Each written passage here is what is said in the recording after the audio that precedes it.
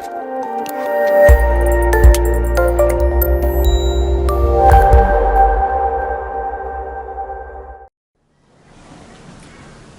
here with Tim Goldsbrough, Practice Manager for Hope Farm Medical Centre. Tim, thank you very much for inviting us into your practice. How long have you been Practice Manager here? I joined the practice in October 2014, so nearly 2 years now. I came from the private sector. I'm a management accountant by trade, and I was working for a company as head of finance and was looking for a career change. Saw the opportunity here, so applied and started in October. I understand this was an anniversary year as well for the practice, celebrating 25 years. What's been the secret? How has it kept the momentum going after all this time? So April 2016 we celebrated the 25 years of the practice being at the present site. It actually has been in operation for 30 years. It moved from a site further down the road 25 years ago. I think the secret really, I suppose, is really investing in the staff, making it a really enjoyable place to work, making sure that obviously the patients are happy, so the staff are happy. The senior partner, Dr. Kingston, she's been here since it started 30 years ago. And then we've also had a practice nurse and 2 of our administrators that have been here since we started this site 25 years ago. So I think it's a real credit really to the sort of culture and sort of long-term strategy that the partners have had to make sure that people sort of really want to stay here. And it's often sort of commented that when you start at Hope Farm you don't leave. So that's a good deed. Yeah. And obviously managing a busy practice means that you've got to cover a wide range of responsibilities. So what do you find in your role as a practice manager, what do you find is the most common issues that you've been dealing with? I think one of the things is that there isn't one main common issue for me. It tends to be that, and it's maybe the size of the practice and obviously the industry, there's lots of areas that tend to come up. Obviously you've got the whole HR, because we've got quite a big team here. The practice is 12,000 patients, so we've got a big sort of clinical healthcare team as well as a big sort of administrative team as well. So certainly the HR side, making sure everyone's sort of happy and motivated, and we've got the sort of right culture within the practice. Obviously you've got the usual business issues to contend with to make sure obviously cash flow and profitability, making sure all the finances that from the various different income streams are coming in, because that can take quite a lot of time to sort of handle and reconcile each month to make sure everything's coming in and flowing in as it should be. And then obviously it's the patient demand to make sure that the services are meeting a demand of the patients, that there's enough access. So I think it's one of those things that you're just constantly monitoring all the areas of the business and tweaking it as you need to on a sort of month by month basis really. So what's the area like around here? You've got 12,000 patients, is that right? Yeah, so we're just over 12,000 patients. It's fairly sort of static, the population at the practice, but there's quite a few housing developments due to go up over the next few years. So we are expecting the population of the practice to increase. So obviously we need to be considering how we can manage that increased demand. We're located in Ellesmere Port, which is sort of straddles North Cheshire and the Wirral. So there's areas, I suppose you could sort of class as more sort of deprivation, and then there's also areas within our catchment of quite sort of affluent, wealthy areas. So we're a real sort of mix of practice population. We do have quite a high elderly population at the practice, and we also manage 4 nursing homes under one of the local enhanced services. So certainly our over 75s is quite a big area for us to work with. These last few years have seen a lot of change in the primary care sectors, and especially for practice management. There's been a lot of focus on general practice as well. So what's been your biggest challenge so far? I think for me, because I've only sort of been in general practice for sort of the last 2 years, I suppose I've been shadowed possibly from some of the previous change. So since I've come in, some of the bigger changes have already happened and I've just sort of implemented it. I think obviously there's constant sort of changes within sort of legislation, even sort of recruitment of salaried GPs. We've always been really lucky here that every time have recruited, we've had some good candidates, so we've got a really good stable workforce. But I know that is an issue in certainly this locality in sort of West Cheshire, that recruitment of salaried GPs is starting to become an issue. So again, we're also a training practice here because we want to make sure that that next generation of GPs are available. So I think that's one of the key areas I've had to sort of deal with, is just getting myself up to speed with the new sector that I've come into, but also the sort of smaller changes sort of within the contract, sort of finances. This year you would begin a pilot with extending appointments for patients with long-term conditions. Can you tell me a bit more about how that came about? Yeah, the West Cheshire CCG were looking for a couple of sites in the locality to trial this new model of delivering care to patients with long-term conditions. And because we'd just recently won the West Cheshire CCG award for supporting patients with long-term conditions, they felt it was a natural fit to have a look at whether we'd be up for trialling this pilot.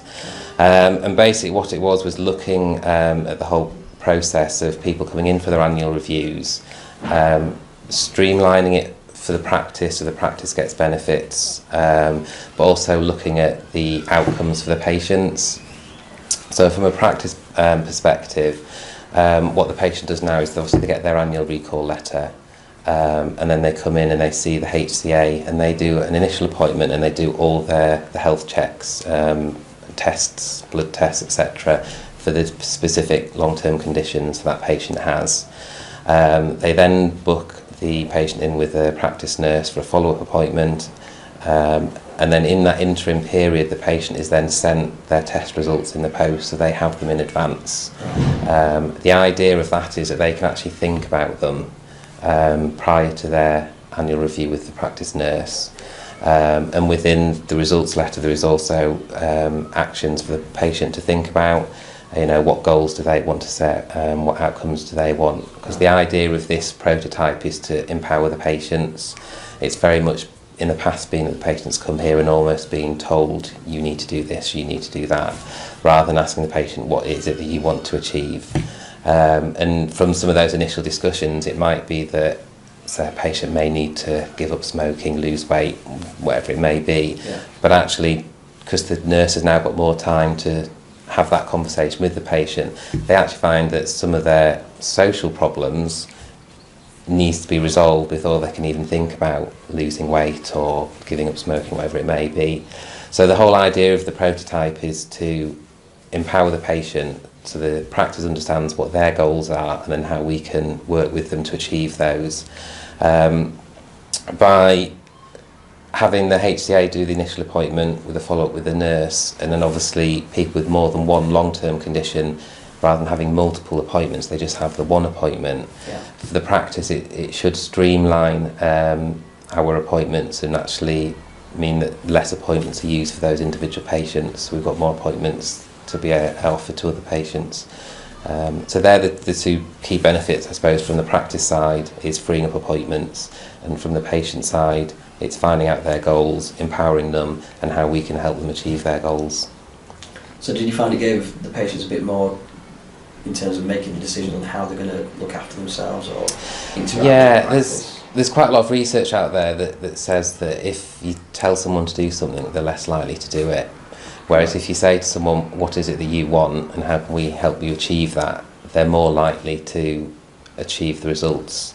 So that's the kind of key emphasis, I think, to the pilot is sort of turning the table. So it's not just us telling a patient, you must do this. It's very much about helping them achieve their goals and then putting the steps in place and giving them that support. Right. I also read that when you started here at Hope Farm, you began to redevelop the way that the practice interacted and supported the patients. Just tell us a bit more about this patient services team that you've set up. Yeah, when I first started, we had this sort of traditional reception and admin sort of staff.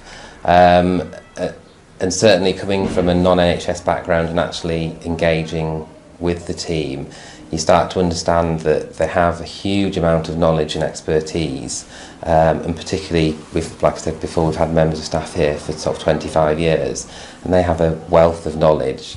And I felt that sometimes the patient's perspective is that they were just receptionists or just administrators and didn't really give them the sort of recognition that they deserved, really. So what we decided to do was look at rebranding the team, and rather than having a receptionist or an administrator or a typist, we just have a patient services team. So again, it's that kind of putting the patient at the centre, that the team here is to obviously service the patient's needs, but it's also to make them sort of understand that the team has a lot of knowledge that they can pass on to the patients. The team that you've got, do you say that you've got like 18 or so members Yeah. of the admin team, the patient services team? How did they take that? Was that something, with a new manager coming in with new ideas and new methods? How did that go down with them? I think as with any change, people deal with it differently. Some staff members obviously really engaged straight away. Some were a little bit more reserved and obviously needed to see it in action. I spent quite a bit of time with them, sort of going through the changes, the reasons for them, and obviously getting their input. Yeah. And in addition to sort of rebranding the actual team itself, we actually went through a period of refurbishment in their working environment, because again, the building's 25 years old and it was starting to get a bit dated. So what we wanted to do was give them a kind of modern, fresh office to work in, because that again, it represents the team. So it was a combination of rebranding the team, changing their job roles, very much multi-skilling them, and then giving them a kind of a professional office environment to work in. I understand that you had some unusual ways of developing the team and getting this culture in as well, didn't you? Yeah, I've always been very pro training and development, and so one of the things I wanted to bring in here was that with any organisation, you often end up working in silos, and with a GP practice, very easy to have the GPs, the nurses and the administrators or patient services team that almost function independently as three separate teams, and what I wanted here was to have one fully functioning interactive team.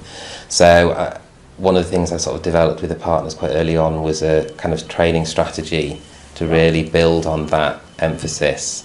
So one of the things we did was have a training afternoon at Chester Zoo on their ape management course, and what that is, it's looking at different groups of monkeys and species, looking how they interact with a team or a group, observing them, and then going back and thinking about how we can apply some of those traits into our team here. Because as with a group of monkeys, we've all got different personalities, we all handle pressure differently, conflict differently, team members do fall out at times, or that's just a natural process of being human. But what we were able to learn from the course was actually having a look at how they resolved those issues and how they got to function as a group, and it was a fun afternoon out as well, rather than just being a traditional training room. Someone stood at the front of the sitting in a classroom. Yeah, just being told. It was much more interactive. It was much more walking around the zoo. So it gave again teams different areas of practice time to sort of talk and socialise as they move around. And then what we've sort of done from there was we built on that, and we do sort of regular staff events out. Whether it's doing a fun run to help raise money for one of the local charities, adventure golf, whatever it is. Again, it's just trying to instill that kind of team ethos that we're one team, and the better that we can function together, the better the service will be for the patients. So obviously that's quite an out of the box method, I suppose. How did the team take that idea?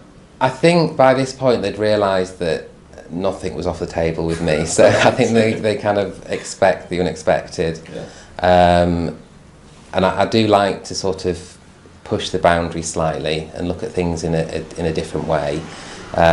In the autumn, I've just arranged for some training, a company called Laughology that's going to come in and run a session, and it's looking at the power of laughter and running some group sessions again about how we can instill some kind of energy in the team and sort of motivation. So again, I know that's probably going to push some people out of their comfort zone, but you know, it's good to sort of challenge people in a sort of non-confrontational way. The team itself, they've been here quite a while as well, haven't they? They've not kind of come in and gone out again. What do you think has been their motivating factor to be within this team? I think the team are very good at supporting each other, and they do function really well. And if anyone's struggling, even if they've got issues out of work as well as in work, the team's really there. So I think they can really feel that sort of bond within the practice. We certainly do everything we can to support and develop the team. We really sort of try to look after them. And I think that sort of culture and ethos really helps people feel valued. And I think if you feel valued as part of a team or an organisation, you know, you don't want to sort of move on. And I think that's why we've had such a core, whether it's partners through to the administrators that have stayed in the practice for, you know, considerable length of time.